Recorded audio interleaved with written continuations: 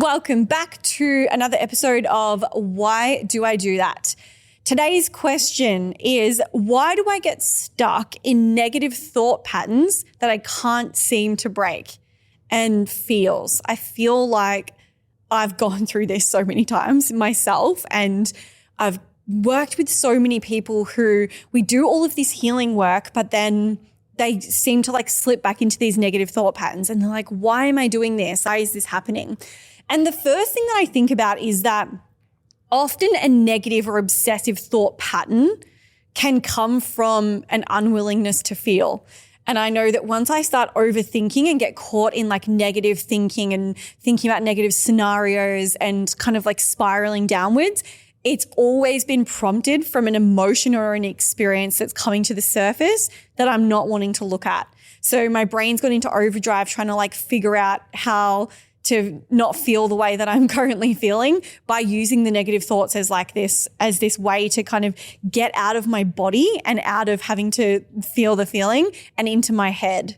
And, there's that saying of if you're overthinking, then you're underfeeling. And it's so true. Once you get into overthinking, my first prompt now is always okay, pause these crazy chaotic thoughts, this negative spiral I'm about to go down. And what's the feeling right now that I'm avoiding? Is it fear? Is it guilt? Is it shame? Is it sadness? Is it panic? What is it? What's this feeling that's coming up? And what am I trying to solve in my brain that I could just solve through tapping into my body? So that was probably the first thing that I do when I have this thought pattern come up. But the reason as to why we get stuck in these negative thought patterns is also one, you get so used to using the same neural pathways. We get little bursts of dopamine from thinking these negative thoughts because our brain loves to use those same pathways. It gets addicted to those same pathways, and we get this little kick out of every time we, use those same ones. We're like, oh, that feels good. It feels good to feel bad, or it feels good to focus on those thoughts. So there is a little bit here of just habit and a little bit of your brain just doing what it wants to do and just doing that because that's what you've always done. There's also an element here of, for my traumatized galleys, there's also an element here of putting yourself through negative thought back into fight or flight. Because what happens is when you're in fight or flight, you're ready to go. When you're in fight or flight, you're protected, you're ready for anything. Now we put ourselves back into negative thought loops so that we have a slight level of activation so that we're ready for any potential threats that might come. And this got me for a really long time, years, until I noticed what was happening and somebody said to me, you're imagining those worst case scenarios just to trigger yourself back into fight or flight so that you're ready. And it was what are you trying to be ready for? And I couldn't think of anything that that was coming, but it was just this feeling of well, so many bad things have happened over my life that something bad's going to be happening. Something bad is going to be coming. And so I need to be ready for that when it comes. And if I'm just in the flow of life, if we think about our nervous system, if I'm in a ventral vagal state, I'm in my window of tolerance, I'm just loving life and just going with the flow, I'm not going to be ready if someone is, coming from behind to attack me, or I'm not going to, for me, it was things I won't be alert and noticing, and a train could hit my car if I, if I go across the train tracks, or so many different chaotic situations. But it felt if I wasn't in fight or flight and I wasn't in this activated state, which is what's happening when you're having these negative thoughts, I wouldn't be ready. So this part comes down to nervous system healing. You can't just work with the mind. You also have to work with the body and let the body know that it's safe, because the negative thoughts are preparing you for something bad, and you think that something bad is coming because you think that you're not safe. So we have to teach the body that it's safe. We have to teach the mind that it's safe. But the other thing that happens is that people go to a traditional talk therapy setting and they identify that they're having negative thoughts, and they unpack their negative thoughts and then they go away and then their negative thoughts come back. And they were like, why am I constantly getting stuck in this negative thought loop and in this pattern of spiraling when I'm doing so much work? But what they actually are doing is they're talking about their negative thoughts and the things that they're thinking, but they're never digging deeper into why they're thinking what they're thinking, where it's coming from, and from changing the subconscious belief and the memory where that belief was created so that they can snip that thought pattern and snip that neural pathway where it begins. Because what happens is the negative thoughts that you're thinking are a reflection of the subconscious beliefs that you have. And your subconscious beliefs are a reflection of the moments in which they were created. So people are like, you've just got to think positive. Like there was I remember back when I first started healing, there was such a wave of just positive affirmations. I shouldn't laugh when I say that. That's so rude. But positive affirmations, mirror affirmations, things like that. And people you've just got to say your positive affirmations. Positive affirmations don't do shit if you don't change your subconscious mind. And you would have to say something in the mirror to yourself out loud so many hundreds of times for it to actually implant in your subconscious. And if you still have evidence that that's not true, if you're saying to yourself, I'm loved, I'm loved, I'm loved, and you have 10 examples of times where you felt deeply unloved that are unprocessed in childhood, ain't no way that your subconscious is going to grab onto that new positive affirmation. So positive thinking, just trying to hack your mindset, just trying to like through sheer force, just be like, no, I'm not going to think those negative thoughts and I'm going to push them away. It's not working for you because you're not changing it where it started. You have to work with the subconscious mind if you want the thoughts to change. And once you work with the subconscious mind, the thoughts will change naturally. Like you actually then don't have to do it through force. It's that push versus pull. You don't have to be like pushing to I got to stop thinking those negative thoughts and I got to push them down and I got to think positive. All of a sudden you're just pulled towards more inspiring, uplifting thoughts because your brain is wired differently. What you're experiencing and seeing and noticing as evidence and letting in through your reticular activating system, like what you're noticing and focusing on in your brain is going to be different. So then all of a sudden it becomes easy. And there's so many people out there that try to help people to snip these negative thought patterns, whether they be anxious thoughts or depressive thoughts. And we can kind of categorize them into two, depressive thoughts that are riddled with both sides would probably be guilt, but riddled with grief and pain and suffering, or whether it's with panic and fear. And no matter which type of negative thoughts that you're having, you have to do that deeper work to figure out where they're coming from. And I actually have the perfect example of this. So I had a lady one day who came to me and she sat down and I said to her, how can I help you? Like, what are you currently struggling with? What are you here for? How can I help you? And she said to me, well, I'm a psychologist. And straight away I was like, ugh, because I thought, she's more qualified than me. Why is she here? Is she going to pick me apart? I straight away went into chaos. This was quite early on in my career in healing. But she said to me, I'm a psychologist and I'm about to retire. I've been a psychologist for 40 years. And I have this client who has been coming to me for almost a decade. And they came and saw you a few weeks ago. And when they came back for their weekly session, it was like I was talking to a different person. And I asked them what had shifted. And they said that they had come and seen you. And out of curiosity, I'm here because I want to know what you do. And can you explain it to me? And I said, well, I could explain it to you, but what about if I show you? Because, you've paid for a session, you're here. What about if I show you what I did?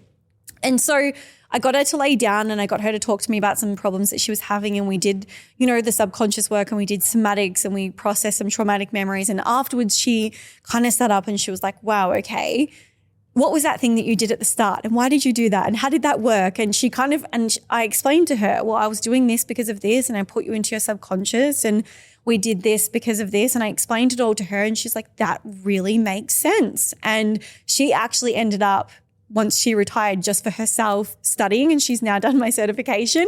But she was blown away by how this client had just completely transformed. That, like she said, the way that this lady was coming in, speaking, showing up, the way that she was, it was like she was a completely different person. And I often think about this example when people say to me, I've been doing therapy for years and I just don't feel like I'm getting any better. And they're beating themselves up. They're like, why can't I just be more positive? Why can't I just, take their advice? Why do I just keep doing the same things in circles? Like it's frustrating myself. And they're beating themselves up when in reality, they're just not doing it right. They're just not doing it deeply enough. And I really do think that all of the advice out there is like, just speak to somebody about it. We just need to speak up and we just need to talk about the things that are happening. But yes, that is really healing sometimes, especially for people that don't speak and people that hold things in. But if you're a person who's got these negative thought patterns in circles, you really need to get to the bottom of like what's causing that thought in the first place. And that is that subconscious work. So the other thing that causes these negative thought patterns is, again, just that alignment with who we think we are. So often what happens is, and this is that pull between the subconscious and the conscious mind.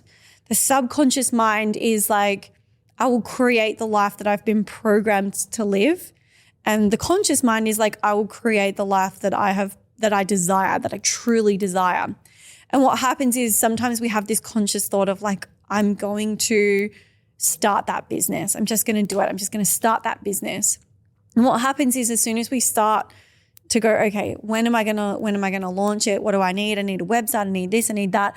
That goes into our subconscious mind because it's logical. We need to like break it down. And then the subconscious will instigate this negative thought pattern. It'll be like, hold on a minute. You believe that you're small and worthless and sucky and a failure and all these things. And it's going to spit out to you all of these negative thoughts that are in line with those beliefs to hold you back from doing the thing that you really want to do. And the negative thoughts are really just a reflection of what you believe about yourself. And those negative thoughts are not actually a pattern that you're creating on purpose. They're just being generated unconsciously to keep you in line with who you said you are and who you believe that you are. So I do believe that a lot of the time, this negative thought patterns, it's more about identity than it is about the thought. It's more about who you think that you have to be versus whatever it is that you think the negative thing is that's happening. So as well as that, I think as well, get really clear on what your negative thoughts are. Instead of just being like, you've got to be positive. You've got to do the positive affirmations. You've got to just fuck the fear and do it anyway. And you've just got to, push through. I think you have to start to use your negative thoughts as information. And I say this all the time, as data collection. They're like little computers. Our brains are like little computers. And we've got to use what's being spit out as information. And if you start writing down the negative thoughts that you're having every day and the thought patterns that you're having, there's something in that. 100% there is something in that. It's like, okay, what are these thoughts stopping me from doing? Like, how are they protecting me? Because again, negative thoughts are protective. They're protecting you from something. They're either activating your fight or flight to protect you from whatever it is that you feel like you're not safe or they're stopping you from doing something. So it's like, instead of looking at them as frustrating, look at them as information. How are they serving me? Like, why are they there? What are they protecting me from? What are they stopping me from doing? What's the worst thing that could happen if I did that? And using them as information. So if all your negative thoughts are around your relationship, you've got some healing to do around relationship and past wounds in relationship. You've got some healing to do potentially around trust and love. If all of your negative thoughts are around your job, then you've got some work to do around your career, around your purpose. If all of your negative thoughts are around your appearance, then you've got some work to do around your appearance, around body image. If all of your negative thoughts are around food, you need to look at that. And a lot of the time where you think it is or the problem, what you think the problem is, isn't the problem.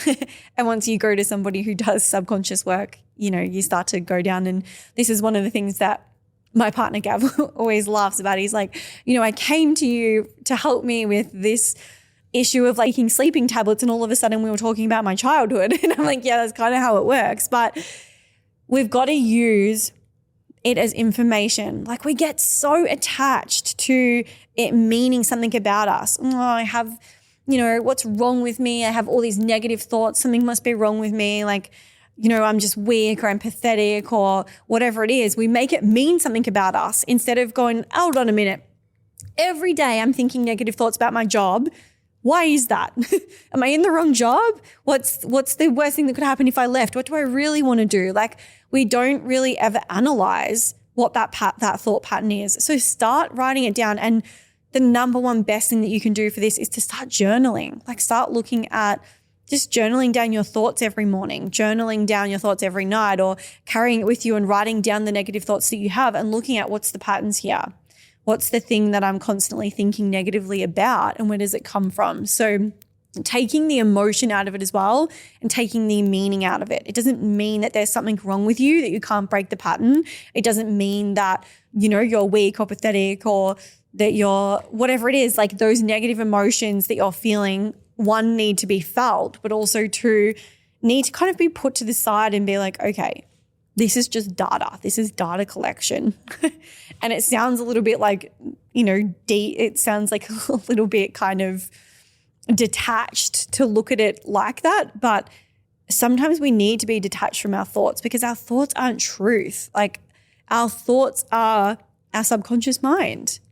So we don't want to, people will have, and I still do this sometimes, I'm so much better at it now, but we sometimes have this thought and the thought pops into our head. And instead of going, now I'll be able to catch it and go, that's a really strange thought.